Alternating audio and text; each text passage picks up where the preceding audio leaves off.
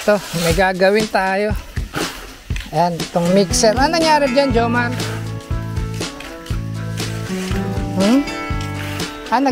Umusok dyan. Okay. Baka yun. Nagdikit lang. Wala pang pako. Kaya nyo? Magaang lang pala.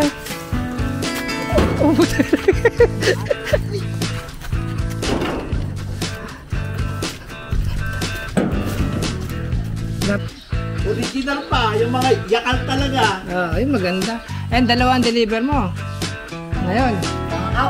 Dalawang baboy. Tama-tama nga yan sa pambili mo ng pinto. Pang class door lang. Hindi totoo yan. Ito, may gagawin tayo. Ayan, itong mixer. Ano nangyari dyan, Jomar?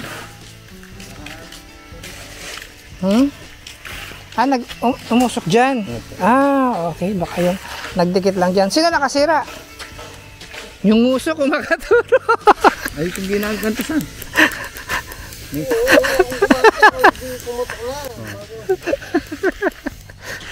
Sige, lagay mo na lang dyan, Jomar. Gagawin ko sa bahay. Hindi niya kasalanan mo yan. Siya nakasira. Hindi daw kasalanan ni Kongkong, pero siya daw nakasira. Okay, sige. Akit muna ako sa taas. Pakain lang ng ibon.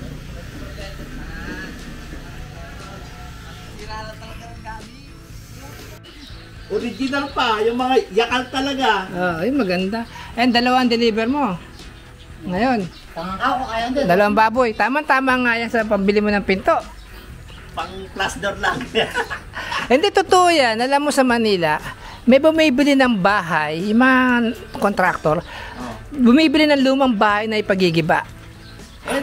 Tapos, pagka giniba nila yon, i-offset nila yung labor nila tsaka yung materials na makukuha nila sa ginibang bahay.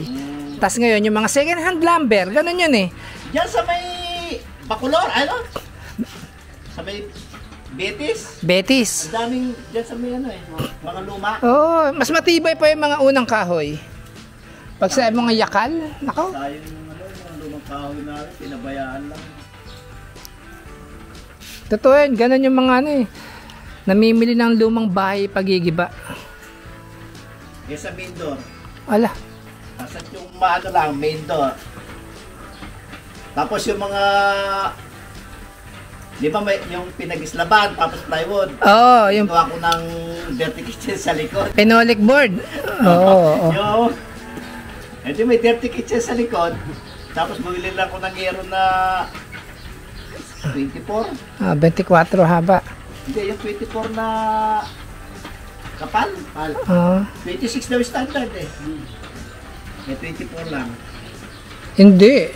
Habang bumababa, kumakapal. Mas makapal yun. Gauge 26, manipis. Gauge 24, mas makapal. Habang bumababa ang kapal, ang number, ibig sabihin kumakapal yung ganun pala yan. Yung yero. Kahit sa alambre, ganun. Kaya matigas pa yun, matibay-tibay pa yun. Pang ano lang. Tapos yung ano, pinag-ibandong, yung mga pintuan na kapis, doon sa lumang bahay. Yun na maganda, yung ano, yung ginawa ko doon sa may, yung dirty kitchen, nandun. Alam mo ba, mahal kaya ngayon nun, yung mga sinuunang bintana na may mga square-square na may kapis na maliliit. Ang mahal kaya ngayon nun. Yun ang inano ko doon sa dirty, ano, yung sayang yung kahoy tsaka yung mga crocodile yung ano eh. Oo. Dito na, kunin mo na ngayon. Ano gawin mo doon?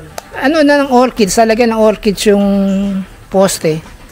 Lalagarin mo rin? Oo, hatiin. Gusto mo kung ba, pagtapos nito? Hindi, wag. Okay lang. Mamaya na lang. Yung mamayang hapon ko, pang class door. Ang ganda nga. Class door, 1.5. Ang gagawin na lang doon sa may sa likod, hindi na amba yung concrete na. Paunti-unti no, matatapos yung bahay mo no. Utay-utay lang, oo. Yung sa'yo, natatapos na rin no, malapit na rin. Naputol, ay. Ano yung sa'yo, malapit na rin. Yung hamba na nakahulma na no. Konkreto, basta't magaling lang yung mason. Kayang-kaya yun. Dito kasi sa atin sa Pampanga, grabe anay. No? Ito, ewan ko lang kung anahin pa to eh. Baka lang hamba niyan. Yan. At saka yung amba dapat na bakal sa likod kasi pag yung umulang ba ganun. Maanggi yan. Kaya kailangan lang talaga alaga sa pintura. Bagay kasi unang kakalawangan dyan yung baba. Laging basa ang lupa. Dapat pinturahan kagad yan. Oo. Hello. Ito at tayo may gagawin. Galing sa farm. Ito ay machine na pang mix ng skim coat. Yung skim coat, yun yung ginagamit na pang masilya sa semento. Hindi na hindi na pinapalitada o pinapakinis yung semento, at ito na ang diretso, kulay puting pang masilya, skim coat. Check natin to. Umusok daw dito sa may saksakan. Tignan natin, baka napatid lang yan. Okay. Okay, ito, bago natin buksan, test muna natin yung kanyang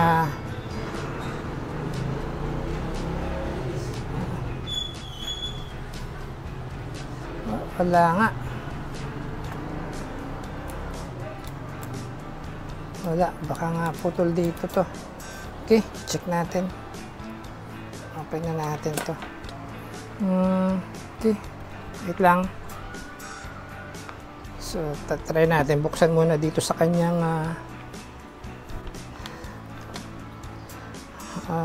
may nagbukas na rin ata sa kanyang part ng ng AC cord dito. Oh, nagbukas na. Kulang na ng mga tornilyo. Sino kayang nagbaka sakaling nagbukas nito doon? Hindi magsisinungaling ang tornilyo.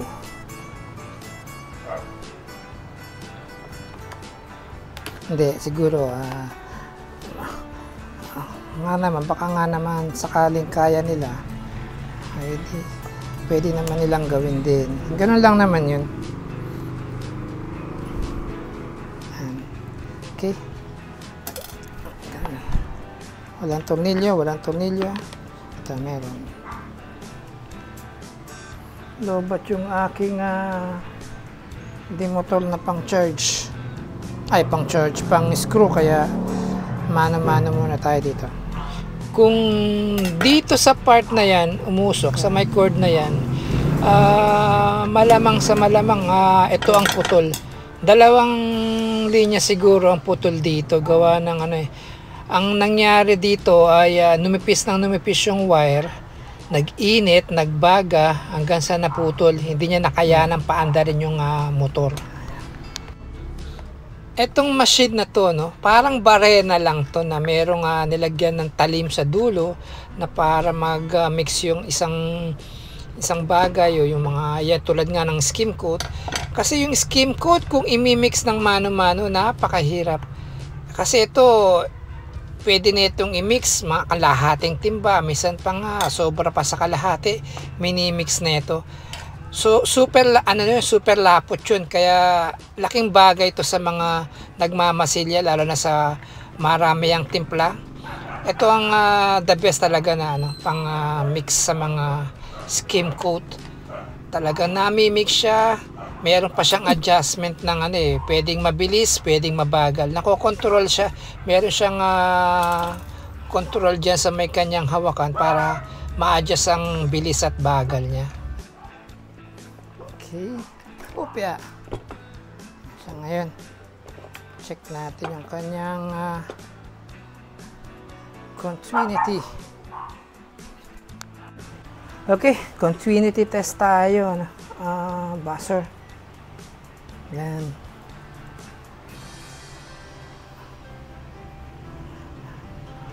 Hoy, dito pa lang putol na eh. Yan ang tanong. Oh, wala. Wala. Hindi na dumaan ang switch. Itong isa ay parang wala. Okay, check natin to. Tanggalin na natin itong cordon. So, sana nga ay cord lang. Okay. So, to diretso na tayo, no? Cordon na lang to. Dapat ito ay may tumunog kahit na wala. Putol talaga. Isa pa, putol. Kabila, tingnan natin. Test natin muna. Ayan, tumunog. Dapat may tumunog din dito. Wala. Okay. Kaya ang putol nito. Alamin natin. Dito tayo ngayon tumutok sa cordon. Kasi dito daw sa side na to, sila merong nanggaling yung usok. So, ayun nga, palagay ko nga. Oo nga, tama. Hindi tayo nagkakamali. Cordon nga ata.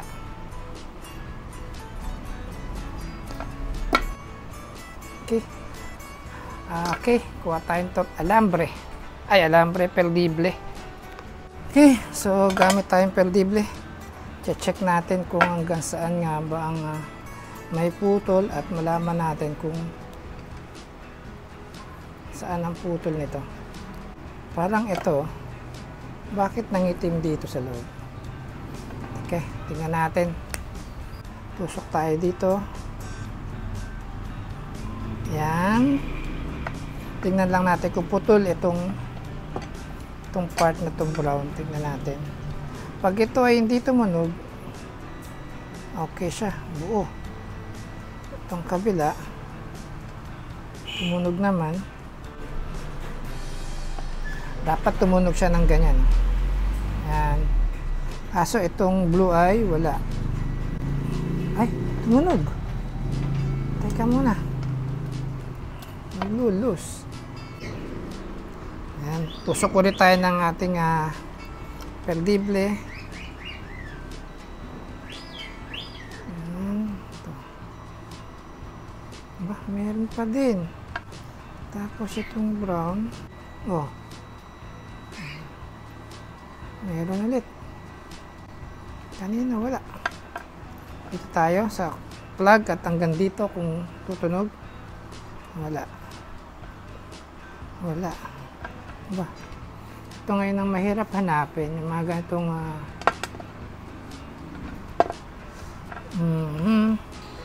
Okay. Ang gagawin natin ngayon, mag-a-adjust ulit tayo ng babalatan natin hanggang sa makikita natin yung putol. Kung makikita nyo yan, na parang nagkadikit dito. Ayan siya. Sana nga, ito na yung ating, ayun, putol na talaga. Ito nga ang nasunog ko.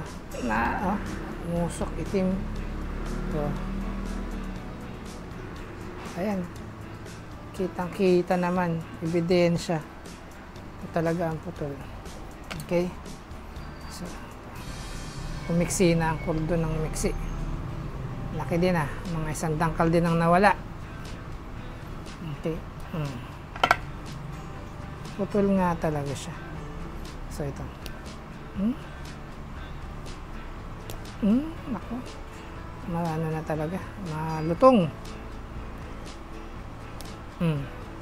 Talaga nag-init na siya. Baga naubos yung wire. Ayan, dapat ganun lang pag binalatan. So, check natin siya ngayon. Dulot-dulo. At ito at dito.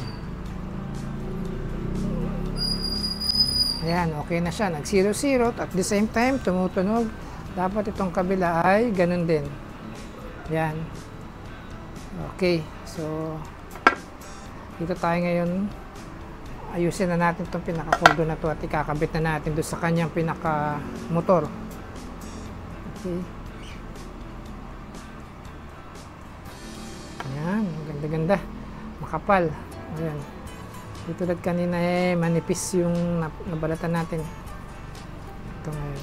Try natin kabit ito ngayon sa kanyang motor. Okay. Kabit na natin sa switch. Ayan.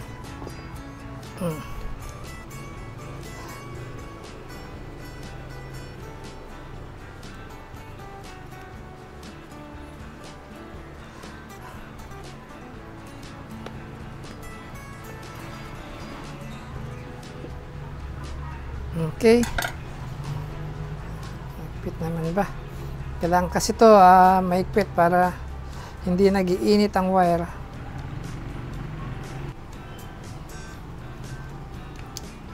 Ayan. Okay. Ito ay kaganit. Ayan. Pag ganyan ba ito? Pag ganyan. Ganito. Ayan. Okay. Kapit na natin.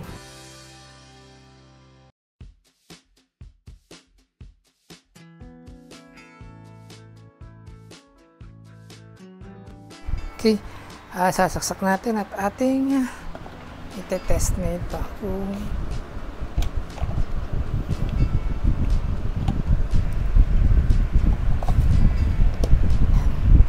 Saksak natin. Tingnan natin kung iikot na siya.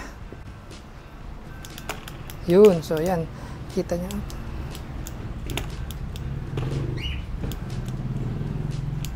May diferensya pa ata ang switch nito. Yung kanyang speed. Bilisan natin ang kanyang speed. Yan. Yun. Yan siya. So, okay na siya. No problem. Dito lang tayo nagkaroon ng diferensya. May putol.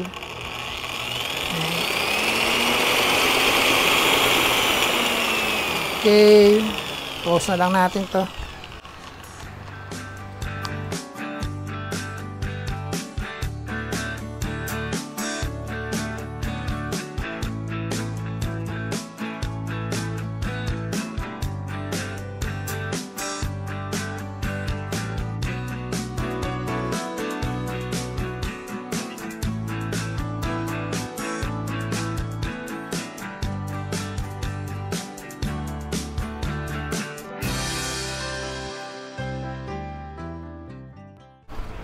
Okay, testing ulit, testing. Okay.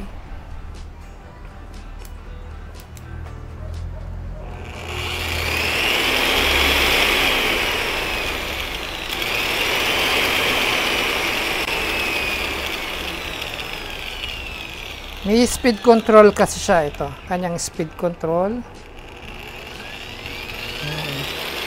At ito yung kanyang switch. Ayan. So, ayos na. Okay, done.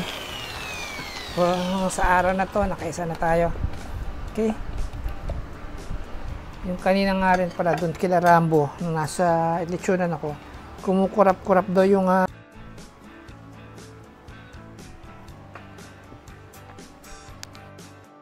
magang.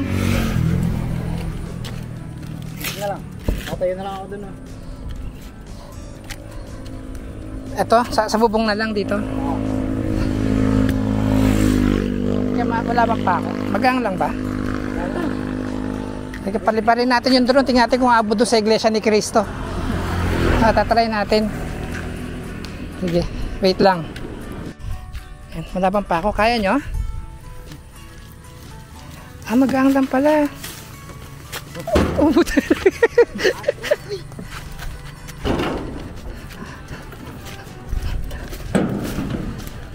Laban pa ako.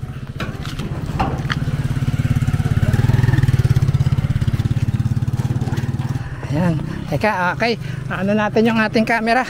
Susundan kayo niyan. Sandali. Eto, merienda muna kami at kakalapag lang namin ng yung poste ng Perco. Yan kasing poste ng Perco na kinuha namin. Ito. Gagawin namin ni Mother na lagay ng orchid sa tingin ko sa gitna. tatlo o sa gitna tatry, tas dyan namin ikakabit sa pinagtanggalan namin ng oregano. Yan, tatlo o dalawa lang siguro pwede, parang mas maganda siguro dalawa, maiksi kasi pagka tinatlo ko pa yon. Kaya yan, dalawa na lang siguro. May chainsaw naman ako bukas na magagamit, hahatiin ko siya. Ayan, si Rambo ayaw magkape. Ito ang installer nito, itong poste na to, matagal na to. Nung nagbabar ko pa si Engelbert, si ka-farmer, nahukay na yan. Wala pa yung bahay doon, nahukay na sa Delta. Ngayon di, inahon, nilagay sa tabi. Buhay pa si Joel eh. Di hinukay, nilagay sa tabi. Sabi ko, hapatuloy ko kilagarin nun, dadalhin dito, gagawin ko ng orchids, lagay ng orchids. Makalipas silang ilang araw na wala. Ako, may nakakuha na. Nag-dredging ulit ngayon, di ba? Nagukay, bibako. Ando doon na naman lumabas. Ang tibay oh, di man lang na ano. Pero nabutas lang siguro. Yan, antique. 1980s. Oh, antique. 1980s.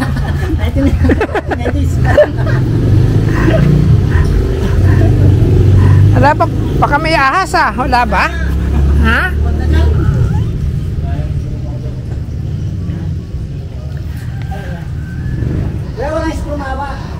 Sige, thank you very much sa inyo ha. Salamat, Rambo. Roy. Diyan ka na bababa sa grotto niyan. Ato ka sa likod na daanan.